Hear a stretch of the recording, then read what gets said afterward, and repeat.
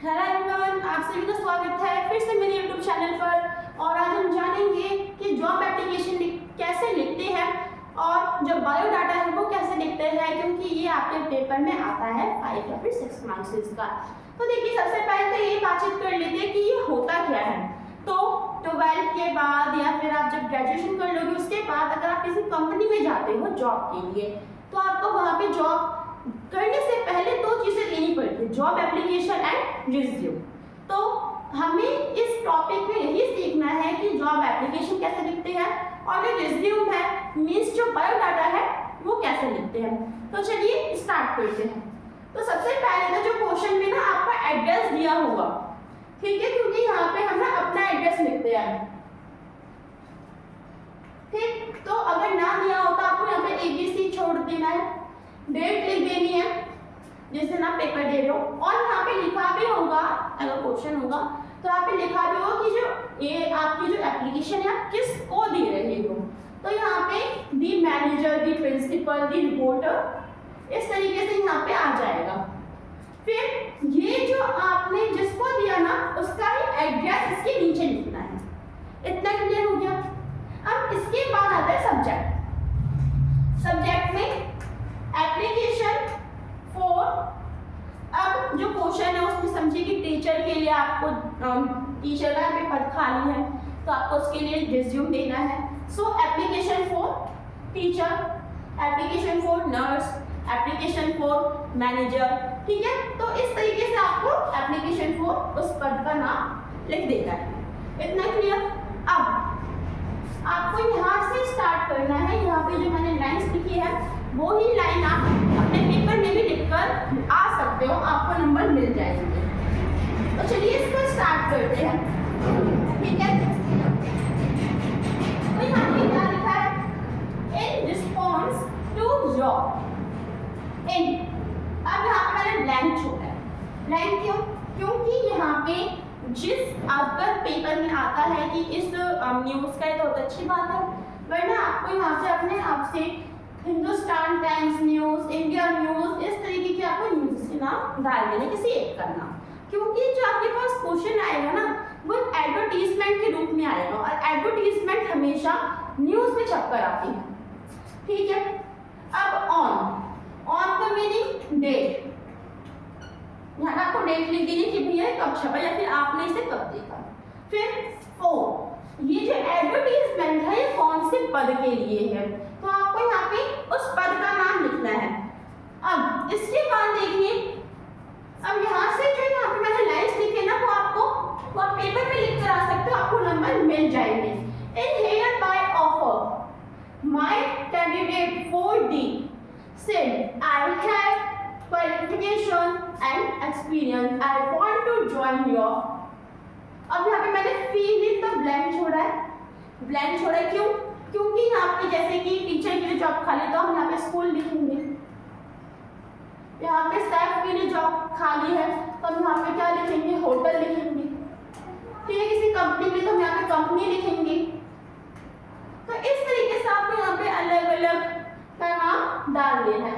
अब इतने का मतलब क्या है कि आपने ये जो न्यूज़पेपर में जो एडवर्टीजमेंट छापी है इसके रिस्पॉन्स में मैं यहाँ पे अपने आप को सही जो कैंडिडेट है वो मानता हूँ और मेरे पास एक्सपीरियंस भी है, ठीक है, एंड मैं इसके लायक भी हूँ। इतना आपको समझ में आ गया। अब इसके बाद क्या लिखना है, you may call me for interview on any date. आप मुझे इंटरव्यू के लिए किसी भी डेट पर कॉल कर सकते हो, मैं हाजिर हूँ। फिर I shall be able to join my duties and 1 month notice if appointed। तो आपको ये लाइन्स लिख कर लानी है, आपको इसमें नंबर पूरे के पूरे मिल जाएंगे, ठीक है। अब देखिए, इतने का मीनिंग ये है कि आप मुझे किसी भी दिन कॉल कर सकते हैं, किसी भी डेट पर कॉल कर सकते हैं। मैं अपनी जो ड्यूटीज है उसे निभाने के लिए तैयार हूँ और अगर हो सके तो आप मुझे कॉल 1 महीने के अंदर ही करें। इसके बाद यहाँ पे थैंक यू लिख देना है और नेम लिख देना है। इतना क्लियर हो गया। अब हम इसकी स्क्रीनशॉट ले लीजिए और अब हम आगे चलते हैं किस पर, अपने रिज्यूम पर, बायोडाटा पर।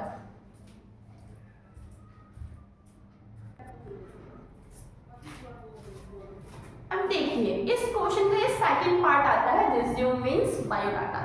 ठीक है, इसमें ना आपको अपनी जानकारी देनी पड़ती है सारी, कि आपका नाम क्या है, आपके पापा का नाम क्या है, एड्रेस क्या है, एज क्या है, नेशनलिटी क्या है। तो चलिए जानते हैं कि आप इसे किस फॉर्मेट में लिखेंगे।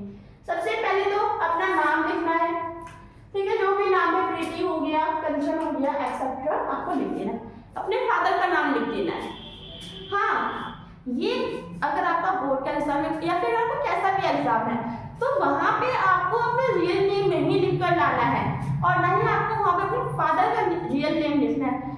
पेपर में दिया है तो अच्छी बात है, वरना आपको यहाँ पे ABC लिखकर छोड़ देना है। ठीक है, तो पेपर में लिखा हो you are Ruchita, you are Ruchi, तो आपको लिख सकते हैं इजीली। फिर एज लिखनी है आपको, एज आप यहाँ पे कोई सी भी लिख सकते हो।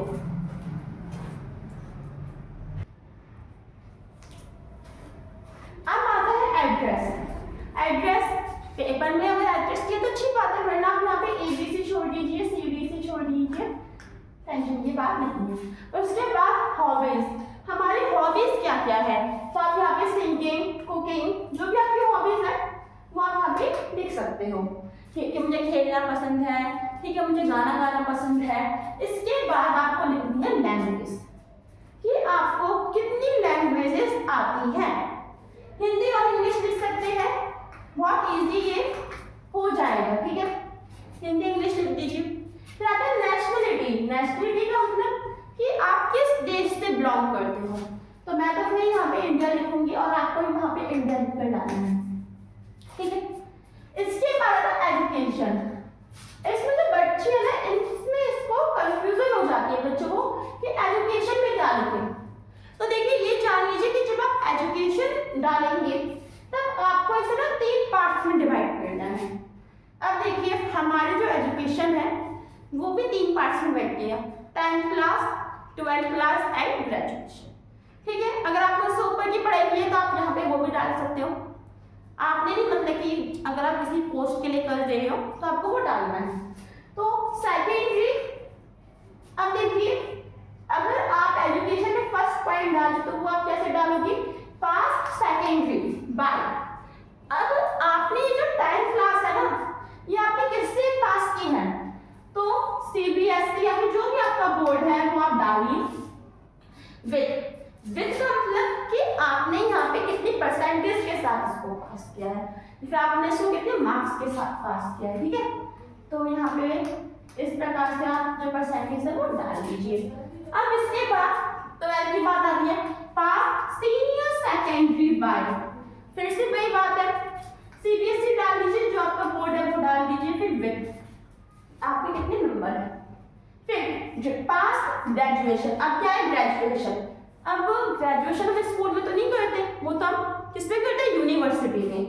तो आप यहाँ पे दिल्ली यूनिवर्सिटी डाल दीजिए। ठीक है, यहाँ पे जो भी आपको डालनी है वो आप डाल सकते हो। और इसके बाद विद, आपका डिवीजन कौन सा है, फर्स्ट डिवीजन है, सेकंड डिवीजन है, थर्ड डिवीजन है, तो वो आपको यहाँ पे डालना है। इतना क्लियर हो गया। अब देखिए ऊपर यहाँ पे, इसके बाद आता है एक्सपीरियंस, कि आपको एक्सपीरियंस कितना है। तो यहाँ पे आपकी मन मर्जी है, आप यहाँ पे 3 इयर्स एक्सपीरियंस लिख सकते हो, कोई परेशानी नहीं है। 2 इयर्स एक्सपीरियंस 5 है, लेकिन भैया महीनों में मत लिख कर जाऊंगा। इसके बाद एक्सपेक्टेड सैलरी, कि आपको सैलरी की कितनी एक्सपेक्शन है।